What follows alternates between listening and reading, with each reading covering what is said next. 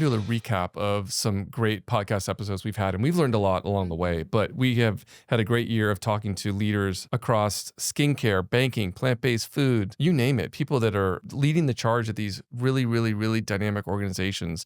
And it's been really cool to like, not just get to know the marketing that they're doing and the brand building, but the humans behind these companies. So we're going to talk a little bit about highlights and some of the ones that stood out to us, figuring if you're listening and you want to dip your toe into Listen Loudly and start to have some engagement with what we're doing and the content we're putting out, here's a starting point, kind of like greatest hits, right? Yes. You don't want to listen to like track 4 of Aerosmith's 4th album or whatever. You just want, what's Aerosmith's greatest hits? Let's just do that. Let's give people what they want. One of the interviews that stood out to me as I look back on our past year of podcasting was with Haley Rushing. Yes. And she leads the Purpose Institute. She's the chief purposologist yeah. at this company. And she's got an incredible history of leading brands through discovering and articulating their purpose.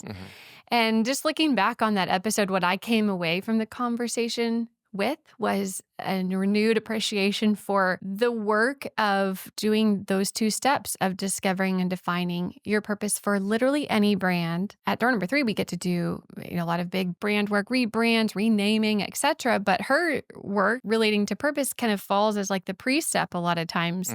Before brands get to us, they'll work with Haley to really pause before they move forward into a full rebrand and define, why are we doing this work? What meaning does this give to our customers? And how do we make sure that internally as a leadership team that we're aligned before we move forward? And she's worked with a lot of great brands in doing that and creating that definition. Walmart, working with Sam Walton, working with Herb Kelleher at Southwest Airlines back in the day to really define that. And I love the example she used with CVS in making a decision to really stop selling tobacco. Like, this is going to be a huge hit to our revenue and our bottom line, but this is who we are and this is what we stand for. So you can make decisions with clarity when you can point back to the North Star and the purpose. And that's the point. Well, she talked about a lot, but that I remember that example stood out to me. Yeah.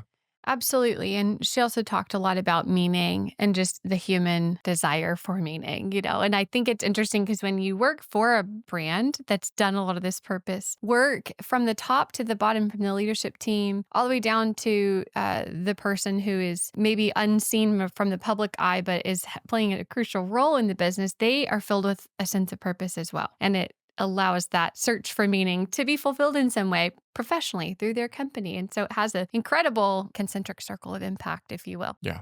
It's a great one. Great one to go back and revisit. Another one I want to bring up that I'll mention is Nikki Rex from Dell. And what stood out to me was her transformation within this giant global organization. I think she hit a point where she decided she wanted to reinvigorate and reinvent and do something different. It was almost that challenger brand spirit, but within the context of this giant global behemoth. And I think she realized she was at a crossroads where she could leave and go find that maybe at a more nimble, smaller organization, or she could create what she wants within the walls of this behemoth. And so I think she called it rebranding corporate, but this concept of like creating what you want, moving fast, doing something different within a larger organization. I was really struck by her, what's the word? Moxie maybe, but she had a lot of spunk and was just a really driven, amazing personality to sit down with. Absolutely. And it's contagious too, the challenger spirit that she personally embodies and the way that she's been able to inspire her team. Yeah. One thing that stands out to me is it was a moment during COVID that was kind of a milestone in that story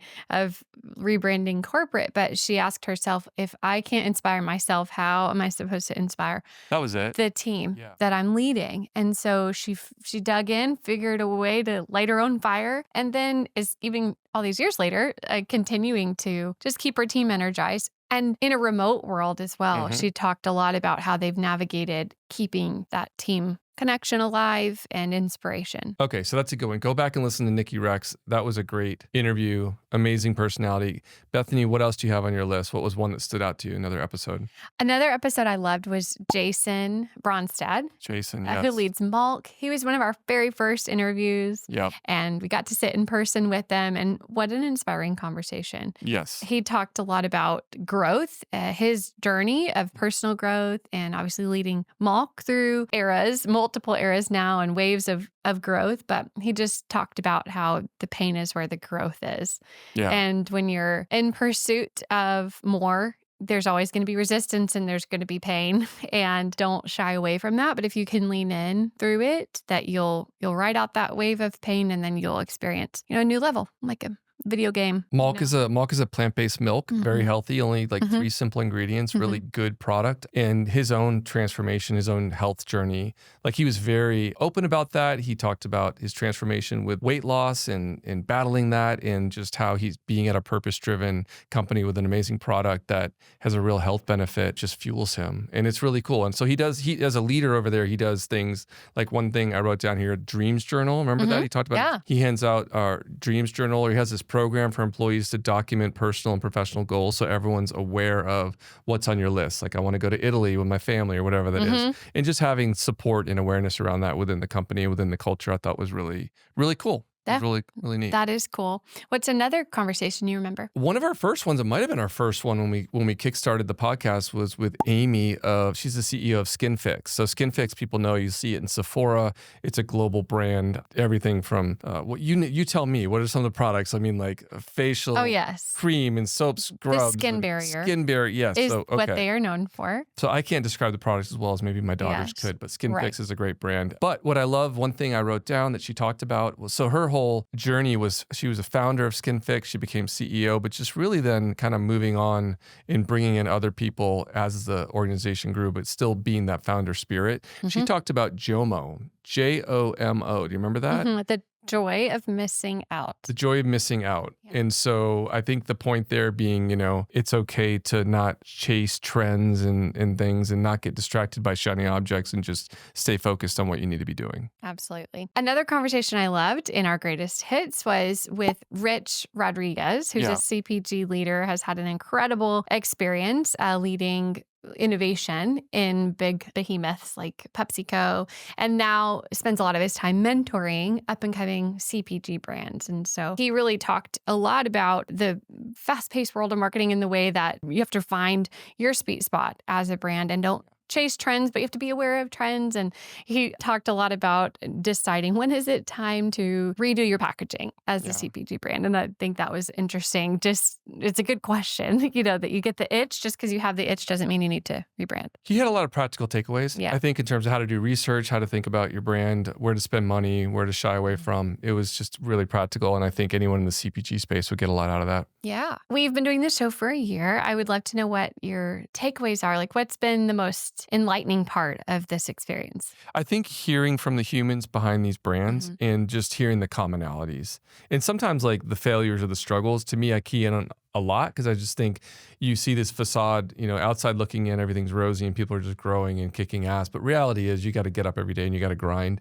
And, whatever position you're in at these companies, all the people we've talked to, they've had their own version of that. And so I love hearing those stories and just getting super motivated by it. It's really fun. And I think there's a lot of takeaways from that when you hear these people talk, and that's what I love, and that's what I love sharing. So what about you? What's a reflection from the year of talking to all these people? You know what? I think it's hearing their non-linear career paths. So the way that they followed their curiosity each turn. And, when you look at somebody's LinkedIn, it's like, oh, well, that's cool. They did this, boom. And there's so much story that's all mixed in there. And when you hear, how did they get from point A to point B to point C? It's usually one thing led to the other. And I don't know, I learned about this and I was interested in that because it expanded my perspective. So then I was curious about this. And then, yeah, that is cool. It stands out to me for, somebody when you're fresh out of college, you don't really know where to start. And it's a lot of pressure as if you have to have it all figured out. And frankly, to me, it's liberating to just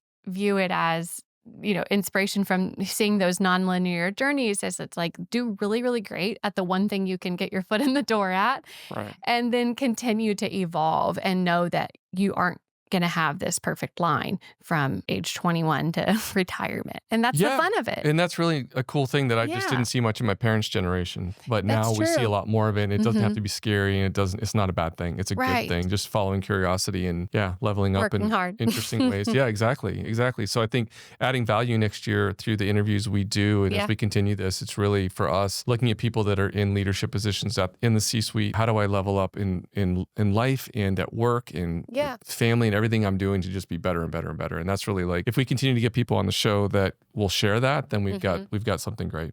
Absolutely. And it's been inspiring to me to hear how this show and these conversations have inspired you, the people that have been Yeah. watching along the journey. You're sitting in your desk scrolling on LinkedIn and a lot of times see a clip and click and watch the full episode. And we really want this to be a show that fuels you in your professional journey. And a lot of our conversations are around marketing, but also just how people at the top level are forging forward and embracing that challenger spirit and leading strong in the brands that they're in charge of. So Here's the 2025. We're excited about cheers. Yeah, later. Bye. Over and out.